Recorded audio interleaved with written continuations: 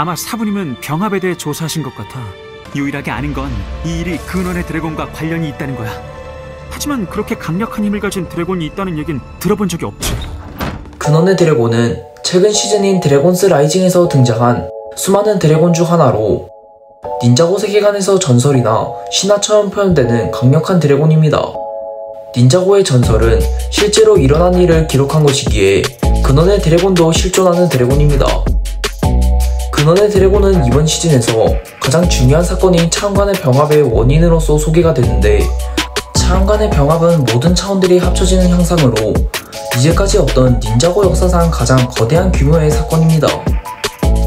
그렇기에 근원의 드래곤은 매우 중요한 인물이라고 할 수 있는데, 근원의 드래곤은 차원간의 병합 이후 임페리움 지하에 갇혀 임페리움 도시를 운영하는 에너지원으로서 이용이 됩니다.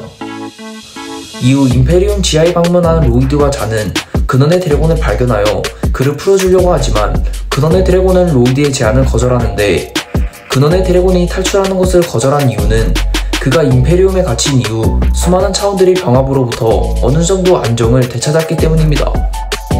렐리밀 세계는 내가 잡힌 이후 일단 안정적으로 변하기 시작했다.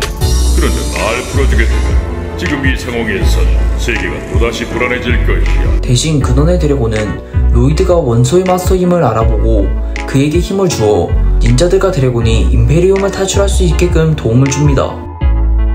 참고로 로이드는 근원의 드래곤에게서 힘을 받았을 때 모든 닌자들이 죽어있는 의문의 황상을 보게 되는데, 그곳의 하늘에는 근원의 드래곤이 날아다니고 있었습니다. 여기까지가 일부를 통해서 나온 그의 행적이었습니다. 근원의 드래곤은 이름으로 추정했을 때 모든 사건의 근원이자 최초의 드래곤 중 하나라는 생각이 드는데, 최초의 드래곤이라는 부분에서 최초의 차원의 최초의 드래곤인 퍼스트본과 관련이 있을 것이라는 추측도 있었지만, 이에 대해서 제작진은 관련이 없다고 하며 퍼스트본의 드래곤 종과 근원의 드래곤의 드래곤 종은 전혀 다른 드래곤 종이라고 하네요. 근원의 드래곤은 소스 드래곤 종족의 일원으로, 소스 드래곤 종은 원소의 마스터와 힘을 공유해 원소의 힘을 강화시킬 수 있습니다.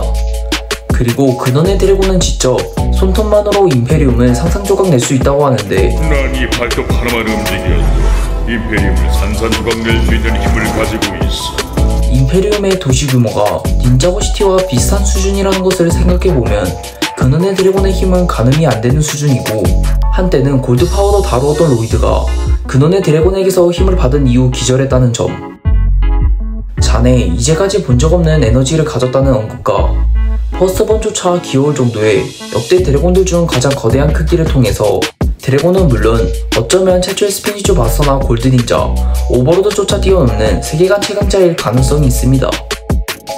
그리고 로이드를 처음 만났을 때 텔레파시로 대화를 했으며, 로이드가 드래곤 족장과 힘을 공유했던 기억을 읽는 것을 보면 정신계 능력도 가진 것으로 추정됩니다. 근원의 드래곤이 로이드를 처음 봤을 때 그가 원소의 마스터인 것을 알았다는 점을 생각하면 로이드 이전 원소의 마스터를 본 적이 있는 것 같기도 하네요. 그렇다면 그 원소의 마스터는 최초의 스피니조 마스터일 것 같습니다.